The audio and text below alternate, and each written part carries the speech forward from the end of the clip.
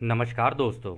Law of one यानी एक का कानून, या कह लीजिए एक का ज्ञान, या कह लीजिए एक के तरीके, यह उसके 26वें सत्र का दूसरा भाग है।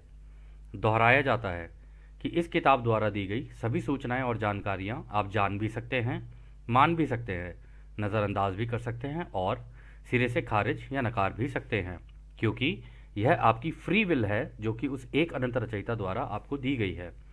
एक और बात कही जाती है कि लॉ ऑफ वन पूरी तरह से सबके लिए फ्री है। यदि कोई इकाई या व्यक्ति इसको निजी स्वार्थ के लिए इस्तेमाल करे तो वह उसकी व्यक्तिगत जिम्मेदारी होगी। और साथ ही साथ यह भी कहा जाता है कि यदि कोई व्यक्ति इस एक के ज्ञान को अपनी भाषा में परिवर्तित करके दूसरों से साझा करना चाहे या फिर इसको अपने किसी भी चैनल पर चलाना चाहे तो वह भी ऐसा कर सकता है, क्योंकि वह भी उसकी फ्री विल है। तो पहला सवाल डॉन करते हैं, जब इन इकाइयों का इलाज पूरा हो जाता है तो क्या परमाणु बम के कारण होने वाले मृत्यु का अनुभव किसी भी तरह से उनकी चौथी घनत्वता में जाने के लिए बाधा बनेगी? तो रा कहते हैं, परमाणु विनाश जैसे कार्य का असर पूरे ग्रह पर पड़ता है। दोनों ही स्तरों पर कोई अंतर नहीं होता है और ग्रह को भी इलाज की ज़रूरत होती है। तो दोस्तों, इसका इम्पैक्ट ऐसा होता है ना कि केवल लोगों के ऊपर या उसके आसपास के क्षेत्र पे नहीं होता है। जो ग्रह होता है ना, वो भी आहत होता है, तो उसका भी इलाज करना ज़रूरी होता है, क्योंकि ये जो ग्रह है ना, कोई भी ग्रह हो, वो सारे ग्रह जिंदा एंटिटी हैं, क्योंकि रचयिता ने बनाया ही इस तरीके से है कि सारी चीज़ें जिंदा हैं। तो खैर, अगला सवाल डॉन करते हैं। मैं विशेष रूप से यह सोच रहा था कि यदि कोई इकाई उस वक्त हिरोशिमा नागासाकी में था तथा चक्र के अंत तक वह कटाई के योग्य हो जाता, तो क्या परमाणु बम से हुई मौत शायद ऐसा सदमा पैदा करे कि वो इस चक्र के अंत में कटाई के योग्य ना बन सके? यही मैं पूछना चाह रहा था। तो दोस्तों, सवाल बहुत अच्छा है ये। सवाल ये है कि मान लो कोई एंड तक पहुंचते पहुंचते, अब इस युग के एंड तक पहुंचते पहुंचते हो सकता है उसकी ग्रेड बन जाए, लेकिन बीच में ही मर जाए किसी कारणवश। अब यहाँ पर तो खैर न्यूक्लियर की बात हुई है, तो क्या उस केस में वो अपने सतयुग, जिसको आप सो कॉल्ड बोलते हो, उसमें जाएगा या नहीं जाएगा, यानी अपनी नेक्स्ट डेंसिटी में जाएगा या नहीं जाएगा? तो रा कहते हैं, यह गलत है। एक बार जब इलाज हो जाता है तो कटाई बिना किसी बाधा के आगे बढ़ सकती है। हालांकि इस क्रिया के कारण पूरे ग्रह का इलाज होगा। इसमें यह अंतर नहीं किया जाएगा कि कौन पीड़ित है या कौन हमलावर है। ऐसा ग्रह को हुई क्षति के कारण होता है। तो दोस्तों, इसमें जब पूरा ग्रह है ना, उसकी तो इलाज होगा ही होगा। और रानी कह ही दिया है, देखो, अगर बीच में अगर किसी की कटाई रुक गई, मतलब इस तरीके की चीज़ हो गई और उसकी कटाई नहीं होती है, तो ऐसा नहीं है, वो उसका इलाज होगा। और इलाज होने के बाद या तो वो इस ग्रह पे वापस आ जाएगा, जो कि अब तो मुश्किल है, ठीक है ना। अब तो जो जाएंगे वो वापस नहीं आएंगे इस ग्रह पे, ठीक है। वो जाएंगे तो अब किसी और ग्रह पे, तीसरी, जिनका पहले ये होता है कि तीसरी घनत्वता वाले हैं ना, वो सारे चले जाते हैं। हालांकि इसको कहा नहीं जा सकता, क्योंकि मिक्स है सारा कुछ। तो जिसको जिस घनत्वता में जाना होता है ना, उसको वहाँ भेज दिया जाता है कि अब तुम अपनी क्लासेस जो हैं, तो तुम्हारे लेसन हैं जो वहाँ रह गए थे, उनको यहाँ पूरा कर लो, और जहाँ से तुम्हारा छूटा था वहीं से तुम्हारा शुरू हो जाएगा। तो अगला सवाल डाउन करते हैं, और फिर क्या आप ग्रह के इलाज के तंत्र का वर्णन कर सकते हैं, यानी कि ग्रह की हीलिंग कैसे होती है? तो रा कहते हैं, हीलिंग स्वीकृति यानी एक्सेप्टेंस, और क्षमा यानी फॉरगिवनेस, और यदि संभव हो सके तो पश्चाताप यानी रेस्टिट्यूशन की प्रक्रिया है। समय स्थान में पश्चाताप उपलब्ध ना होने के कारण आपके लोगों में से कई लोग भौतिक रूप से पश्चाताप का प्रयास कर रहे हैं। तो दोस्तों, होता क्या है कि जब इस तरीके की चीज़ हो जाती है ना, तो कई लोग उसमें ऐसे भी होते हैं जिन जो खुद के रास्ते पे होते हैं, कुछ होते हैं दूसरों के रास्ते पे। और एक तरीके से ग्रह भी है ना, वो भी पश्चाताप ही कर रहा होता है, ठीक है। और ग्रह इस चीज़ को एक्सेप्ट करता है कि हाँ, मेरे बच्चों से गलती हुई है, ठीक है, इस ग्रह पे जो बच्चे हैं, फिर वो उन्हें माफ़ भी करता है। और ये जो पश्चाताप वाली जो कहानी है ना, पश्चाताप ये है कि भाई वो अब वापस अगर इस ग्रह पे आता है या किसी और ग्रह पे जाता है, जहाँ पर भी जाएगा ना, उसको पश्चाताप करना पड़ेगा, क्योंकि जितनी घटनाएं घट रही हैं ना, ये तुम्हारी वजह से घट रही हैं, क्योंकि तुमने हर चीज़ के लिए हाँ हाँ किया था और तुमने एक्सेप्ट की है इन चीज़ों को। इस वजह से तुम इन चीज़ों को भुगत रहे हो। अब ये सुनने में तो ऐसा लगता है कि नहीं नहीं, हम तो नहीं चाहते थे। ऐसा नहीं है दोस्तों, ये पहले से ही चला आ रहा है। सारी चीज़ें जितनी भी है ना, कोई भी चीज़ आपकी इच्छा के विरुद्ध नहीं हुई है। सारी चीज़ें आप इन्हें एक्सेप्ट की हैं, इस वजह से ये सारी चीज़ें हुई हैं। और हम ये कोई किसी एक व्यक्ति के बारे में नहीं बोल रहे, हम तो पूरे ग्रह की बात कर रहे हैं कि लोगों ने ही तो एक्सेप्टेंस की है, लोगों की तो एक्सेप्टेंस थी, सारी चीज़ें लोग खुद ही करते चले गए, जो जो मिलता गया अच्छा लगता गया वो मांगते चले गए और उनको मिलता चला गया, और अंत में रिजल्ट फिर ऐसा हो जाता है। तो खैर अगला सवाल डॉन करते हैं, यह लोग किस प्रकार भौतिक रूप से इस पश्चाताप का प्रयास कर रहे हैं। तो रा कहते हैं, यह लोग ग्रह के प्रति अपनी प्रेम की भावना दिखाकर, उसके घावों को सहलाकर और इस कार्य से जो असंतुलन हुआ है उसका इलाज करके वह पश्चाताप का प्रयास करते हैं। तो यानी कि एक दूसरे से प्रेम प्यार और ये सारी चीज़ें जो चलती हैं ना, अब देखो दोस्तों कितनी चीज़ें इस दुनिया में घट रही हैं इस वक्त, ठीक है। अब उन घटनाओं की वजह से दो चीज़ें हो सकती हैं, एक व्यक्ति ये ऐसा भी हो सकता है जो कि गुस्से में आके खुद की सेवा के रास्ते पे निकल जाए और दूसरों को कुछ ना समझे, ठीक है ना, लूट पाट करे, ये सारी चीज़ें करे, ठीक है, कुछ भी कर सकता है वो। लेकिन उसी के विपरीत एक दूसरा भी हो सकता है जो प्रेम प्यार से कहता है कि चलो ठीक है यार, अब तो जो हो गया, इस चीज़ को अब हम ठीक करने की कोशिश करते हैं और एक दूसरे के साथ प्रेम प्यार से पेश आते हैं। ये दो रास्ते हैं, दोनों में से कौन व्यक्ति क्या चुनता है ना, ये सारा कुछ उस पर निर्धारित है। तो अगला सवाल डॉन करते हैं, फिर जब यूएफओ की घटना लोगों के सामने स्पष्ट रूप से हुई तब कई लोगों के समूह ने उनसे संपर्क की जानकारी दी। कई लोगों के समूह ने यूएफओ के इकाइयों के साथ टेलीपैथिक संपर्क की बात की और कई लोगों ने उन टेलीपैथिक संपर्क को रिकॉर्ड भी किया। क्या महासंघ का झुकाव यूएफओ में रुचि रखने वाले समूहों को टेलीपैथिक संपर्क से प्रभावित करना था? तो रा कहते हैं यह सही है। हालांकि हमारे कुछ सदस्य खुद को विचार रूप का इस्तेमाल करके समय स्थान से निकलकर स्थान समय में काउंसिल के इजाज़त के समय समय पर बिना धरती पर उतरे आपके आसमानों में दिखना शुरू हो गए थे। तो दोस्तों यहाँ पर जो वो कह रहे हैं ना विचार रूप, वो कह रहे हैं कि हमारे जो क्राफ्ट होते हैं ना, कभी कभी ऐसा होता है कि वो क्राफ्ट आपको देखने में ऐसा लगेगा कि वो क्राफ्ट है, वो हम खुद होते हैं। मतलब हम किसी भी भेष में आ सकते हैं आपके सामने।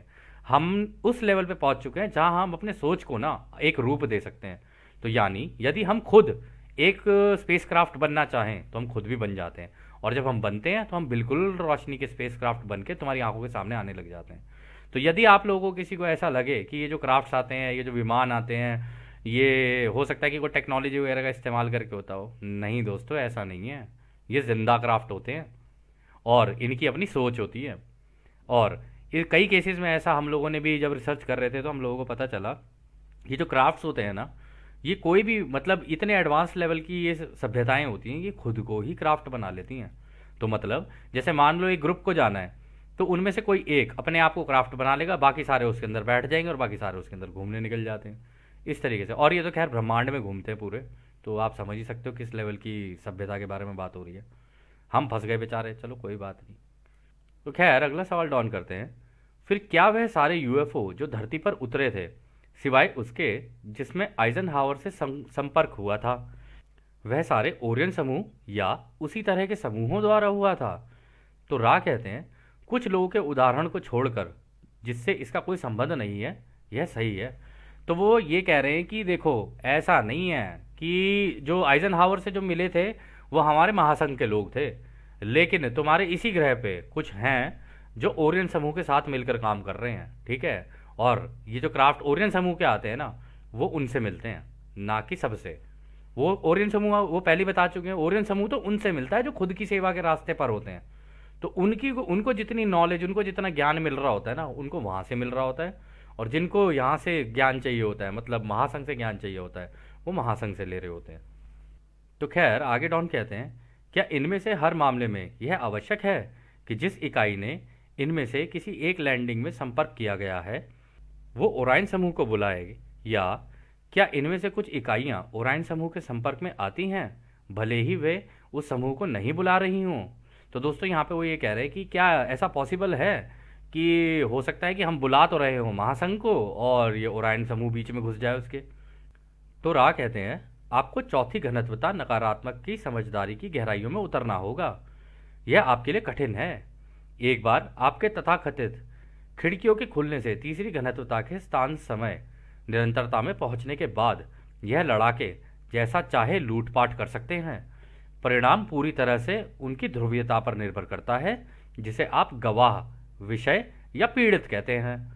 यह चौथी घनत्वता नकारात्मक के उस वास्तविक विश्वास के कारण होता है कि खुद से प्रेम करना सभी से प्रेम करना है। इस प्रकार दूसरी इकाइयों को या तो सिखाया जाता है या गुलाम बनाया जाता है। इस प्रकार एक शिक्षक होता है जो खुद के प्रेम को सीखता है। जो भी इस तरह की शिक्षा के संपर्क में आता है तो इरादा यह होता है कि चौथी घनत्वता नकारात्मक या खुद की सेवा वाली इकाई को कटाई के योग्य बनाया जा सके। तो दोस्तों पता है यहाँ पे क्या कह रहे हैं? रा कह रहे हैं कि देखो ऐसा नहीं है। जब ये लोग आते हैं ना तो आपको समझना पड़ेगा कि ये कितनी डीप कहानी होती है, इसके अंदर कितनी मतलब गहराई कितनी है इसके अंदर। कहते हैं कि जब ये आते हैं ना, ये जब खिड़कियां खुल जाती हैं, जब भी अफरा तफरी का माहौल होगा ये खिड़कियां खुल जाएंगी। और जब ये खिड़कियां खुल जाती है ना, फिर ये आके उन लोगों को ढूंढते हैं जिनकी सोच इस तरीके की होती है और उनके दिमाग में टेलीपैथी के मैसेज भेजते हैं। प्लस पहले से ही कई लोग इनके साथ काम करते हुए आ रहे हैं मिलके। ठीक है, अब यहाँ पे उन्होंने कहा ये जैसे चाहे वैसे लूटपाट कर सकते हैं। और हमने चानी प्रोजेक्ट डॉक्यूमेंट में पढ़ा था कि यहाँ पे सोना वोना इस तरीके का कुछ लेने के लिए आते हैं। तो इस तरीके का कुछ है, अब पता नहीं कितना सच है कितना झूठ है, इसलिए हम पहले ही कह रहे हैं कि आप इसे जान भी सकते हैं, मान भी सकते हैं, नज़रअंदाज भी कर सकते हैं और सिरे से खारिज भी कर सकते हैं। तो आगे वो ये कहते हैं कि परिणाम जो है ना वो इस पे डिपेंडेंट है कि जो जिससे उनका कांटेक्ट हुआ है। अब ऐसा भी हो सकता है कि भाई कोई दूसरों की सेवा वाले रास्ते पर हो, उसके साथ इनका कांटेक्ट हो जाए। अब अगर उस केस में उनसे कांटेक्ट हो रहा है, अगर उसका वो उसकी बात में ही ना आए तो बच गया वो, ठीक है। लेकिन अगर वो उसकी बात में आ गया तो उसको ये बस सिखाते हैं कि अरे तू ये देखना, हम तेरे को ये टेक्नोलॉजी दे रहे हैं, हम तेरे को ये दे रहे हैं, देख तेरे कितने काम की चीज़ है। तो वो बेचारा खुश हो जाएगा, अरे वाह ये तो कितनी बढ़िया टेक्नोलॉजी है। तो धीरे धीरे करके वो खुशी खुशी खुशी खुशी अपने आप को उसका गुलाम बनवा देता है। और फिर धीरे धीरे उसको फिर ये सिखाते हैं कि देख भाई, खुद की सेवा करना ना दूसरों की सेवा करना ही है, क्या एक अनंत नहीं है, ऐसी सिखाते हैं ये। मतलब रचयिता के ही उसका इस्तेमाल करके, लेकिन खुद की सेवा के रास्ते पर काम। जबकि रचयिता ने कहा है कि तुम अपना सोच सकते हो आधा, आधा दूसरों के लिए भी सोचो, तब जाके तुम्हारा संतुलन बनेगा। लेकिन ये कहते हैं ना ना, अपने अपने बारे में सोच, बाकी को जाने दे, छोड़ दे, मरने दे, कोई फायदा नहीं है इस चीज का। तू अपना सोच, बस अपना, हम तेरे को एक नई दुनिया ला के देंगे, तू टेंशन मत ले। और यहां पर वो कह रहे हैं इसी तरीके से एक शिक्षक जो है ना, वो पहले इसको सीखता है, यानी उस गुट में से कोई एक सीखेगा, फिर वो दूसरों को सिखाएगा, फिर वो दूसरों को सिखाएगा। ऐसे करते करते ओरायन भी किसी ग्रह पे अपना पूरा का पूरा एक छोटा सा साम्राज्य बना लेता है। और फिर उस साम्राज्य को इतना पावरफुल बना देता है, ऊपर कर देता है कि जो भी उस ग्रह के ऊपर चीज़ें होंगी वो लोग मैनेज करेंगे, उसके उसके बिहाफ पे वो लोग मैनेज करेंगे, क्योंकि खुद तो कर नहीं सकता ये। खुद करेगा तो ग्रह की वो हो जाएगी आज़ादी का उल्लंघन।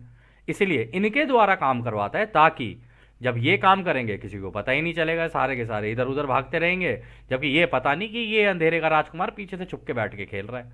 और दोस्तों यही चीज़ हम लोगों ने पढ़ी भी थी। तो ये जो जीसस है उससे मिलने आया था ये लूसीफर। तो लूसीफर ने कहा कि तू जितनी दुनिया देख रहा है ना, ये जितनी पूरी धरती सारी तुझे दे दूंगा, तू रचयिता को छोड़ के ना मुझे अपना खुदा मान ले या मुझे अपना भगवान मान ले।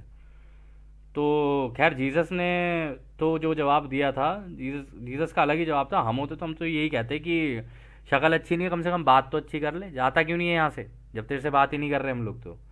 लेकिन जीसस का जवाब भी ऑलमोस्ट बिल्कुल ऐसे ही था। जीसस ने कहा था सुन, मुझे तेरे से बात नहीं करनी है, क्योंकि ऐसे व्यक्ति से ना अगर आपने बात की, क्योंकि ये बातों का खिलाड़ी है, इसको पूरे ब्रह्मांड में ट्रिकस्टर बोला जाता है। ट्रिक ऐसी चलेगा कि तुम्हें अपनी बातों में फंसा देगा ये, ठीक है। और अच्छी अच्छी बातें करेगा, फिर इसका असली मोटिव बाद में निकल के आता है पीछे से। तो इससे बड़ा बच के चलना पड़ता है कि ये बातों का खिलाड़ी है, इसकी बात में नहीं आना। और अगर आप सोचो, हमने भी जितना देखा है, तो रावण भी कुछ इसी तरीके का था, बातों बातों में खेल जाता था, लेकिन अंत देखो उसका कैसा हुआ। मरा, खुद तो मरा ही मरा, कुल ही नाश करवा दिया अपना। मतलब कि भाई भी मरवा दिए अपने, बेटा भी मरवा दिया, सारी मरवा दिया उसने। इसलिए कहते हैं दोस्तों, रावण किसी का नहीं हुआ, ना रावण किसी का, ना ये लूसीफर किसी का, ना ये दज्जाल किसी का, ये किसी के नहीं है। इनकी नज़र होती है ग्रह पे। तो जब नज़र ग्रह पे हो, जब सीता हरण की कोशिश हो, तो थोड़ा सावधान हो जाना चाहिए। तो खैर अगला सवाल डॉन करते हैं। फिर मैं यह मान रहा हूं कि वह सारे यूएफओ के समूह जिन्हें महासंघ से टेलीपैथिक रूप से संपर्क किया जा रहा है, वह ओराइन के लड़ाकों के उच्च वरीयता के निशाने पर थे। और मैं यह भी बोल रहा हूं कि उनमें से एक बड़े प्रतिशत के पास जो जानकारियां थी वह प्रदूषित थी। क्या आप मुझे बता सकते हैं, यदि आपको यह अंदाजा हो, कि उन समूहों में कितने प्रतिशत ऐसे हैं जो ओरियन की जानकारियों द्वारा अत्यधिक प्रदूषित हों, और यदि उनमें से कोई विशुद्ध रूप से महासंघ के चैनल बन रहने में सक्षम था? तो रा कहते हैं आपको यह जानकारी देना कुछ लोग जो अभी जीवित हैं उनकी स्वतंत्र इच्छा का उल्लंघन होगा। हम प्रत्येक समूह को केवल यह बता सकते हैं कि दर्शन और जानकारियों को खास तौर पर एक दिशा में रखा जाना चाहिए। किसी खास जानकारी से नकारात्मकता आकर्षक नहीं होती है, महत्वपूर्ण यह है कि आपका झुकाव किस तरफ अधिक है। तो दोस्तों, जब भी कॉन्फेडरेशन हो या ये ओरायन हो, जब भी ये कोई इन्फॉर्मेशन दे ना, तो हमेशा ये देखना चाहिए इस चीज़ से झुकाव कहाँ जा रहा है। मतलब क्या ये इस तरीके की जानकारी तो नहीं है कि जैसे कोई आपको ये कह रहा हो कि देखो तुम्हारा फायदा है, देखो तुम्हारा फायदा है, या वो उसको ये कहना चाहिए कि भाई सबका फायदा है। अगर सबका फायदा है और वो फायदा नहीं हो रहा है तो फिर इसका मतलब इसका फायदा हो रहा है।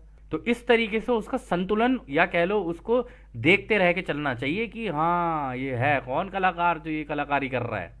दिखा तो ऐसे रहा है जैसे कि हाँ सबका फायदा होगा, लेकिन हो नहीं रहा है, हो तो कुछ का ही रहा है। तो उस चीज़ में थोड़ा सतर्क हो जाना चाहिए। तो आगे वो कहते हैं यही कारण है कि हमसे विशिष्ट जानकारियाँ पूछे जाने पर अक्सर हम यह कहते हैं कि यह सवाल महत्वहीन है। जैसे कि कोई घास सूख जाती है और मर जाती है, जबकि एक अनंत रचयिता का प्रेम प्रकाश रचना के अनंत क्षेत्र में बढ़ता रहता है और निरंतर खुद को बनाता ही रहता है। फिर हम उस घास की चिंता करें ही क्यों जो अपने मौसम में खिलती, मुरझाती और मर जाती है और एक रचयिता के अनंत प्रेम और प्रकाश के कारण फिर से बढ़ने लगती है। यही संदेश हम लेकर आए हैं। प्रत्येक इकाई केवल सतही तौर पर जीती या मरती है। गहरे अर्थों में इसे समझे तो आपके अस्तित्व का कोई अंत नहीं है। तो दोस्तों कितनी सुंदर बात कही है। देखो रा ने कहा है अरे ये सारी जो बेकार की कहानियां हैं। अगर हम देखो एक चीज़ और उन्होंने महत्वपूर्ण कही यहाँ पे कि भाई देखो हम किसी एक व्यक्ति के बारे में जो जिंदा है उसके बारे में तो बोल ही नहीं सकते हम, बिल्कुल नहीं। ये उसकी आज़ादी का उल्लंघन है, ठीक है, उसकी फ्री विल का उल्लंघन है, इसलिए हम बोल नहीं सकते। इसलिए हम तुम्हें कहते हैं भाई इसका कोई महत्व नहीं है, छोड़ दो इस बारे में। किसी एक को पकड़ के टारगेट करना कि जी ये ऐसा ये ऐसा ये ऐसा ये ऐसा, कोई फायदा नहीं है। जबकि यहाँ तो झुंड बना बना के खेल रहे हैं। अब जब झुंड बना के खेल रहे हैं तो तुम एक को टारगेट करोगे तो वही वाली बात हो गई कि रावण के इतने सारे सर हैं, कभी एक तुम उसके सरों से ही खेले जा रहे हो। रावण बैठा है बीच में, तो रावण पे फोकस होना चाहिए ना, सर पे थोड़ी ना फोकस होना चाहिए। तो वो यही कह रहे कि ये सारी चीज़ें बेकार की हैं। और वैसे भी यहाँ पे रानी ये भी कहे भाई घास की चिंता करनी क्यों है, जो तुम्हारे काम की चीज़ नहीं है उसकी तरफ जा ही क्यों रहे हो तुम्हें क्या मतलब उस डायरेक्शन में। जब तुम्हें जाना रचयिता की डायरेक्शन में तो रचयिता के बनाए हुए तरीकों को समझो ना, और उससे समझ के आगे अपना ज्ञान बढ़ाओ, आगे निकलो और दूसरों को भी सिखाओ। अगर तुम ये करोगे तुम्हारी ग्रेड भी बनेगी, तुम भी आगे निकलोगे। तो जितना तुम उनके बारे में सोचोगे उतना ज़्यादा तुम फंसते जाओगे। तो उस जगह पर ध्यान ही देना बंद कर दिया जाए तो बेहतर है। लेकिन फिर भी संतुलन बनाने के लिए दोनों चीज़ों का पता होना चाहिए। तो खैर अगला सवाल डॉन करते हैं। जैसा कि आप पहले कह चुके हैं कि यह सीधा और संकरा रास्ता है और इसमें कई चीज़ें ऐसी होती हैं जो ध्यान को भटकाती हैं। मैं इस पुस्तक के लिए योजना बना रहा हूँ जिसमें एक के कानून का परिचय होगा। फिर हम पहले 75,000 साल के मुख्य बातों के बारे में बातें करेंगे। कुछ सवाल शायद भविष्य के बारे में भी होंगे। फिर एक कानून का परिचय दिए जाने के बाद मैं सीधे मुख्य कार्य पर जाना चाहता हूँ, जो कि ऐसी समझदारी बनाए कि ये उन लोगों तक पहुँचे जो इसकी जानकारियाँ चाहेंगे, और यह सिर्फ उन लोगों तक ही पहुँचेगा जो इसकी जानकारियाँ चाहेंगे। ऐसी समझदारी जो उन्हें उनके विकास को बहुत तेज करने में मदद करे। मैं इसकी काफ़ी सराहना कर रहा हूँ और ऐसा करने के लिए मैं इसमें एक बड़ा सम्मान और विशेषाधिकार महसूस कर रहा हूँ और आशा करता हूँ कि हम इस अगले चरण को पूरा कर सकें। तो दोस्तों यहाँ पे जो डॉन ने ये बात बोली ना, देखो कितनी सुंदर बात बोली है। उसने कहा है कि भाई ये किताब बनेगी ना जब, तो जिसको इसकी ज़रूरत होगी ना उसी पर ही पहुँचेगी। और जैसा कि दोस्तों हमने हमेशा कहा है आप लोगों से, ये जो लॉ ऑफ वन है ना, आप नहीं ढूंढते हो इसको, ये ढूंढती है आपको। जब आप इसके लिए रेडी हो जाते हो ना, मतलब आपके अंदर दूसरों के लिए करुणा और वो सारी चीज़ें, या कह लो कि आप हल्के से कन्फ्यूजन में होते हो। क्योंकि जब अवेकनिंग होती है ना, सबसे पहली चीज़ होती है कन्फ्यूजन, कि इधर से भी इंफॉर्मेशन आ रही है, उधर से भी आ रही है, इधर से भी आ रही है, उधर से भी आ रही है। क्योंकि हम लोग तो दोस्तों ये 8-9 साल से करते हुए आ रहे हैं, तो हमें तो पता ही है कि इस तरीके की कन्फ्यूजन होती है कि इधर भी पढ़, उधर भी पढ़, इसको भी देख, उसको भी देख। लेकिन खींच के कहीं एक जगह पे तो इकट्ठी होंगी ना सारी जानकारियाँ। तो ये काम हम लोग पहले ही कर चुके थे। तो इस केस में होता क्या है ना कि कन्फ्यूजन से बचने के लिए इंसान जब ढूंढता है ना कि हाँ क्या क्या क्या क्या जानकारियाँ उसे चाहिए, तब ये लॉ ऑफ वन उसकी आंखों के सामने पता नहीं कहीं से घूम के आ जाते कि ये ले, ये ढूंढ रहा था तू, तुझे सत्य की जरूरत थी, ये ले सत्य तेरी आंख के सामने। अब इस सत्य से तू क्या सीखेगा ये तो तेरी अपने ऊपर है। कोई इससे कुछ सीखेगा, कोई इससे कुछ सीखेगा, लेकिन सब कुछ आपके ऊपर निर्भर करता है कि आप इससे क्या सीखते हो। तो खैर आगे डॉन कहते हैं, मेरा एक सवाल है जो कि कार्ला ने पूछा है। वह कहती है कि आप कई तरह के ऊर्जा के ब्लॉकेज और ट्रांसफर के बारे में बताते हैं जो कि सकारात्मक या नकारात्मक होती है, जो हमारे यौन प्रजनन क्रियाओं में भागीदारी के कारण हो सकते हैं। वह कहती है कि कृपया उन ब्लॉकेज और ऊर्जा के ट्रांसफर के बारे में विस्तार से बताएं, जिसमें इस बात पर जोर हो कि एक व्यक्ति जो कि एक के कानून के अनुसार रहना चाह रहा है, वो इस क्षेत्र में सकारात्मक रूप से क्या कर सकता है। क्या इसका जवाब देना आपके लिए संभव है? तो दोस्तों यहाँ पे ये जो यौन प्रजनन क्रिया है इसके बारे में जो बात हो रही है, तो इसको हम लोग प्रेम क्रिया भी बोल सकते हैं, जो एक्टिविटी होती है। तो वो ये पूछ रहे क्या इसका इस्तेमाल करके उन ब्लॉकेजेस का, जो हमारे चक्रों में जो ब्लॉकेजेस होती हैं, क्या इनको खोला जा सकता है, और अगर खोला जा सकता है तो उसका इस्तेमाल कैसे किया जा सकता है। तो रा कहते हैं, हमने जो पृष्ठभूमि रखी है उसे देखते हुए आंशिक रूप से संभव है। ये काफ़ी बड़ा सवाल है। सवाल की विशिष्टता के कारण हम सामान्य उत्तर दे सकते हैं। तो दोस्तों ये टफ सवाल है क्योंकि इसके अंदर बहुत सारी चीज़ें शामिल हैं। तो वो कह रहे हैं कि हम तुम्हें सामान्य दे रहे हैं ज्ञान, तुम इसके अंदर घुस के अपने आप देख लेना तुम्हारे लिए क्या सही है। तो आगे रहा कहते हैं, पहला एनर्जी ट्रांसफर लाल किरण से होता है यानी रूट चक्र से। यह रैंडम ट्रांसफर होता है यानी अपने आप ही होता है, जिसका संबंध केवल आपके प्रजनन तंत्र से होता है। यानी यदि कोई व्यक्ति इसके अंदर है तो वो केवल उसके दिमाग में ये होगा, ये क्रिया केवल इसलिए बच्चे पैदा करने के लिए, ये है कि हाँ जी चलो ठीक है अपना कर लिया, बच्चे पैदा कर लिए, थोड़ी सी संतुष्टि सी मिल गई जी, हो गया काम। जो रूट चक्र में होगा उसकी सोच इस तरीके की हो जाएगी इस क्रिया को लेकर। फिर वो आगे कहते हैं, नारंगी और पीली किरण में ब्लॉकेज तब होती है जब प्रेम क्रिया के प्रयास करते वक्त केवल एक इकाई इस क्षेत्र में कंपन करती है।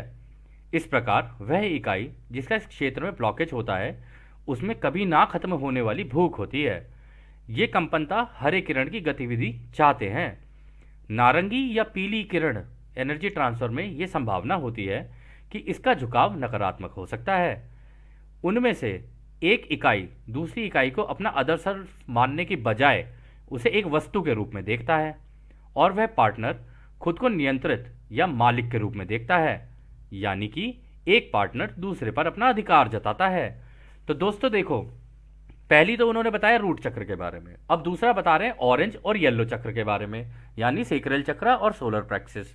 अब इसमें वो ये कह रहे हैं कि देखो इसमें ब्लॉकेज आने का कारण ये होता है कि यदि आप इस क्रिया को कर रहे हो, आप जिसके साथ कर रहे हो, एक मेल फीमेल के साथ या फीमेल मेल के साथ, यही होगा, ठीक है। तो इस केस में होता क्या है कि अगर आपने सामने वाले को ये सोच के नहीं किया ना कि ये मैं ही हूं, तो फिर आप ना उसे उतना प्रेम नहीं दे पाओगे उस चीज़ के अंदर। आप ये सोचो कि हाँ ये तो क्रिया है, ठीक है चलो ठीक है, हाँ जी मजे लेने के लिए ठीक है, हो गया तो हो गया, आप इस पॉइंट ऑफ व्यू से सोचोगे। तो जब आप इस पॉइंट ऑफ व्यू से सोचोगे ना, तो दोनों में से कोई ना कोई एक दूसरे को डोमिनेट करने की कोशिश करेगा और सामने वाले को अपनी वस्तु मानेगा कि हाँ ये मेरी चीज़ है, ठीक है। और जब वो ऐसे सोचेगा जब ये मेरी चीज़ है, तो वो उस पर अपना अधिकार जमाने की कोशिश करेगा, और जब वो अपना अधिकार जमाने की कोशिश करेगा तो उसका जो झुकाव है वो दूसरों की सेवा वाला नहीं, खुद की सेवा वाला हो जाएगा। और इसकी वजह से होगा क्या, उसके नीचे के ये जो दो चक्र हैं ना, इनके अंदर आ जाएगी ब्लॉकेज। अगर वो अपने पार्टनर को ऐसे नहीं देखता है कि हाँ मैं तुझे अब समर्पित करता हूं और तू मुझे अपने आप को समर्पित कर, ये सोच के कि हम दोनों एक ही हैं, यानी तू और मैं और तू एक हैं, और जब इस तरीके से करेंगे ना, तो दोनों इस क्रिया को इस तरीके से करेंगे जहां पर इसके अंदर प्रेम होगा, ना कि एक दूसरे के ऊपर जीत हासिल करना। तो खैर फिर आगे रहा कहते हैं, चौथी किरण यानी कि ग्रीन रे में दो तरह की संभावना होती हैं। पहली संभावना यह होती है कि यदि दोनों ही चौथी किरण यानी ग्रीन रे की कंपन में कांप रहे हों, तो दोनों के बीच एक मजबूत एनर्जी ट्रांसफर होता है। नकारात्मक ध्रुव या स्त्री यानी नेगेटिव ऊर्जा, यानी जिसे फीमेल कहा जाता है, जो ऊर्जा को उसके पार्टनर के रूट से ऊपर की ऊर्जा क्षेत्रों की ओर खींचती है। इस प्रकार वह शारीरिक रूप से अधिक मजबूत हो जाती है। सकारात्मक या पुरुष ध्रुव इस ऊर्जा के ट्रांसफर में एक प्रेरणा को खोजता है, जो उसके मन, शरीर, आत्मा परिसर के आत्मा वाले भाग को संतुष्ट और पोषित करता है, यानी कि इससे उसे संतुष्टि मिलती है। इस प्रकार दोनों का ही ध्रुवीकरण हो जाता है, यानी दोनों संतुलित हो जाते हैं। और जिसकी प्रकृति में जो भी अधिक मात्रा में होता है वो रिलीज हो जाती है, जिसे आप कह सकते हैं नकारात्मक सहज और सकारात्मक शारीरिक ऊर्जा दोनों ही संतुलित हो जाती हैं। इस ऊर्जा के ट्रांसफर को तभी ब्लॉक किया जा सकता है जब एक या दोनों इकाई को कब्जे का या कब्जे में होने का, कब्जा करने की इच्छा रखने का या कब्जा करने की इच्छा होने का डर हो। तो दोस्तों इस क्रिया को करते वक्त अगर दोनों में से किसी में ये रहा ना कि अगर मैंने इसके साथ ये किया तो शायद मैं इसके कब्जे में आ जाऊंगा या इसके कब्जे में आ जाऊंगी, या कहीं ये मुझे कब्जा ना ले, कहीं ये क्या कहते हैं मुझे दबा ना दे इस चीज़ के अंदर। और जनरली मैक्सिमम केसेस में ऐसा देखा गया है कि जब ये क्रिया होती है तो फिर उसके बाद ना दोनों एक दूसरे को ऐसे समझने लगते हैं जैसे मेरी प्रॉपर्टी है। ये प्रॉपर्टी थोड़ी ना है यार, वो सामने वाली चीज़ तुम ही तो हो, जो सामने वाला व्यक्ति है तुम हो। तो जब तुम अपने से इतना प्यार करते हो तो उससे भी तो उतना ही प्यार करोगे ना। और तुम जितना ज़्यादा इस क्रिया को करोगे तो तुम्हारा फिर वही चला जाएगा, इंटरेस्ट ही चला जाएगा। तो इसको करना इस तरीके से होता है कि हाँ थोड़ा ध्यान रखे भाई, अंतराल में जब तक मतलब आंखों आंखों में बात अगर होके अगर एक दूसरे के प्रति प्रेम नहीं है ना तो इसको करने का कोई फायदा नहीं है। और उन्होंने ये भी कहा कि जो फीमेल होती है ना उसको ऐसे दिखाया गया जैसे ये एक नेगेटिव एनर्जी है और जो मेल है उसे पॉजिटिव एनर्जी है। फीमेल का काम ये होता है कि वो मेल की जो ऊर्जा है ना वो अपने ऊपर खींचती है उस ऊर्जा को, ठीक है। लेकिन जो मेल होता है ना वो उसके अंदर ये खोजबीन में लगा रहता है, वो एक्सप्लोरर होता है। फीमेल जो होती है वो एक्सप्लोर्ड होना चाहती है, जो मेल होता है वो एक्सप्लोर करना चाहता है। तो इस वजह से दोनों के अंदर ये होता है। लेकिन अगर इस क्रिया को इस तरीके से किया जाए ना कि एक को एक्सप्लोर होना अगर पसंद है तो दूसरे को उसको एक्सप्लोर करना भी पसंद होना चाहिए। अगर ये दोनों चीज़ों का संतुलन बन गया तो दोनों के ही चक्र खुल जाते हैं। और उसके बाद बैठ के आराम से जब बात की जाती है, वो बेशक आप उसके बारे में बात ना करो, लेकिन उसके बाद एक एक अगर अगर आपको इसको करने के बाद एकदम एक इस तरीके की एक शीतलता आ जाए ना अगर आपके अंदर, तो आप समझ लेना आपका जो चक्र है ना, ये हार्ट चक्र, उसकी ब्लॉकेज खुल गई है और दोनों को ही खुल गई है। और जब ये खुलती है ना शरीर के अंदर, दिमाग के अंदर और आत्मा के अंदर, तीनों के अंदर एक संतुलन आ जाता है। तो खैर इसके आगे क्या कहते हैं, दूसरी संभावना यह है कि एक इकाई तो ग्रीन रे ऊर्जा दे रहा है परंतु दूसरा इकाई यूनिवर्सल प्रेम की ऊर्जा नहीं दे रहा है। इस कारण उसके ऊर्जा क्षेत्र में ब्लॉकेज आ जाएगी जिसे यह ग्रीन रे ऊर्जा नहीं मिलती है। इस कारण उसमें निराशा या भूख बढ़ जाती है। इस प्रकार जो ग्रीन रे ऊर्जा दे रहा है उसका झुकाव दूसरों की सेवा की तरफ हो सकता है। तो दोस्तों यहाँ पे पता है वो क्या कह रहे हैं, दोनों पार्टनर में से एक तो ये सोच रहा होगा कि हाँ ये मेरे लिए ऑब्जेक्ट है, बस करना है इसको कि हाँ ठीक है यार थोड़ा सा दिमाग शांत हो जाए, बस वो आगे खत्म हो, चलो अपना निकलो अपना, है ना। लेकिन जो दूसरा है ना वो दिल से कर रहा होगा कि हाँ मुझे इसको ये चीज़ देनी है। अगर वो ऐसा कर रहा है ना तो एक की ब्लॉकेज खुल जाएगी, दूसरे के अंदर ब्लॉकेज आ जाएगी।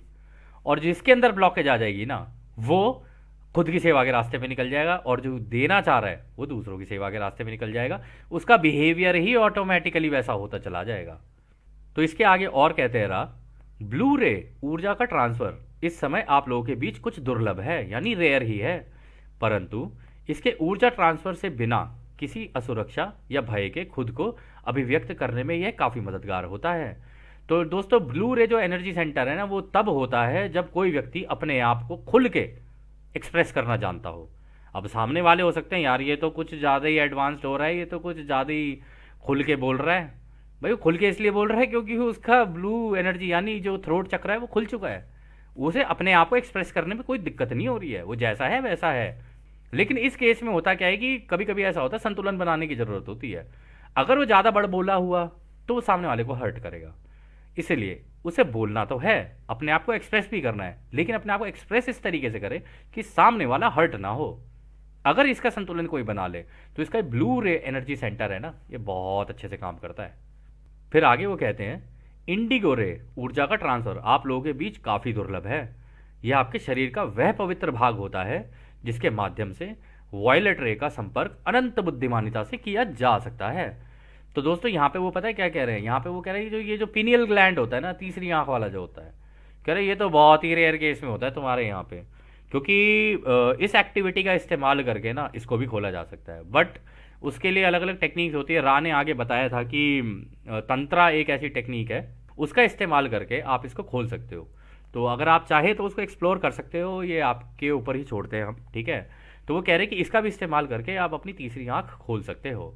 फिर आगे वो कहते हैं अंतिम दो स्तरों पर यानी कि इंडिगो और वॉयलेट रे पर कोई भी ब्लॉकेज नहीं होती है। यदि दोनों ही इकाइयां इस ऊर्जा के लिए तैयार ना हों तो यह ना दिखाई देती है और ना ही ट्रांसफर या ब्लॉक होती है। यह इस प्रकार होता है जैसे कि वितरक डिस्ट्रीब्यूटर को एक शक्तिशाली इंजन से हटा दिया गया हो। तो इसमें यह होता है कि दोस्तों की मान लो एक रिलेशनशिप में अब दोनों एक दूसरे की शक्ल ही नहीं देखना चाहते, ऐसा हो गया। तो इसमें हालांकि ब्लॉकेज नहीं होती, इसमें ब्लॉकेज को नहीं कहा जा सकता, लेकिन इसमें यह कहा जा सकता है भाई जब अब तुम दोनों एक दूसरे की शक्ल ही देखना पसंद नहीं करते हो, एक दूसरे के साथ ही रहना पसंद नहीं करते हो, तो इसकी वजह से तुम दोनों के बीच जो चक्र है ना उनके अंदर ब्लॉकेज आ रही है। इससे बेटर ये है दोनों के दोनों अलग ही हट जाओ, क्योंकि तुम्हारे इसकी वजह से ना तुम्हारी आगे निकलने की जो वो है ना उसमें दिक्कतें पैदा हो सकती हैं। तो इस केस में ऐसा होता है कि किसी को डिसीजन तो लेना पड़ेगा दोस्त। अब हम ये तो नहीं कह सकते कि आप क्या करोगे क्या नहीं करोगे। इस किताब के अंदर जैसा है हमने आप लोगों के सामने रख दिया है, हम आपको कुछ नहीं कह सकते कि आप क्या करो क्या ना करो। तो इस केस में ऐसा हो जाता है। फिर आगे वो कहते हैं उदाहरण के तौर पर कार्ला ने इन अनुभवों के दौरान ओरायन समूह को भी चकित कर दिया था। उस पदार्थ के खाने के बाद भी उसका येलो रे दूसरों के लिए पूरी तरह खुल गया। हम सही करते हैं कार्ला महत्वपूर्ण यानी वाइटल ऊर्जा में कम बढ़ रही है तथा उसका ग्रीन रे और ब्लू रे ऊर्जा दूसरों से परस्पर यानी इंटरैक्शन के लिए आंशिक रूप से खुला है, यानी कि वह पदार्थ खाने के बाद भी उसके ऊपर के ऊर्जा चक्र खुले हैं। तो वो ये कह रहे हैं कि हालांकि इसने एलएसडी ले लिया था या इसने ड्रग्स ले ली थी, कह रहे लेकिन ओरायन को तो ये लग रहा था कि अब इसकी ऊर्जा जो है गिरेगी, अब इससे नहीं होगी ये चैनलिंग, लेकिन हुआ उल्टा। क्योंकि उसका दिल का चक्र खुला हुआ था ना, तो उसने वो लिया ना, तो उसको लेने के बावजूद भी वो दूसरों से प्रेम वाले भाव के अंदर आ गई और खुल के अपने ये जो गले का जो इस्तेमाल है ना, ये जो इसके जितने चक्र हैं उनका इस्तेमाल और अच्छे से करने लग गई। वो कह रहे ग्रीन और ब्लू यानी अपने दिल का इस्तेमाल और अपने मुंह से जो वो बोल रही थी ना उससे ऐसा बोल रही थी कि सबके दिल को शांति पहुंच रही थी। तो इस वजह से जो ओरायन था ना वो भी हैरान हो गया, कह रहा भाई यार करना हम कुछ और चाहते थे, हो कुछ और गया यार। तो ऐसा इसको अगर आपको ओरायन ग्रुप को चकित करना है ना, तो जब भी वो इस तरीके की उल्टी सीधी हरकत करें उनसे बोले भाई हम तो तेरे से प्यार करते हैं, हम तेरा स्वागत अपने एक अनंत रचयिता के प्रेम और रोशनी में करते हैं। जब भी आपको लगे आपके ऊपर एक साइकिक अटैक हो रहा है, जब भी आपको लगे आपके ऊपर कुछ हो रहा है, बस एक चीज़ बोलनी होती है अपने दिमाग के अंदर या अपने दिल के अंदर, ओ हमारे भाई हम तेरा स्वागत उस एक अनंत रचयिता के प्रेम और रोशनी में करते हैं। जा सिमरन जी ले अपनी ज़िंदगी, बस इतना करना होता है और काम हो जाता है। तो खैर दोस्तों यह सत्र अब यहीं समाप्त होता है और जैसा कि राह हमेशा कहते हैं अब हम आपको उस एक अनंत रचयिता के प्रेम, उसकी रोशनी, उसकी शक्ति और उसकी शांति में छोड़कर चलते हैं। धन्यवाद दोस्तों। आदने आदने वासु। धन्यवाद।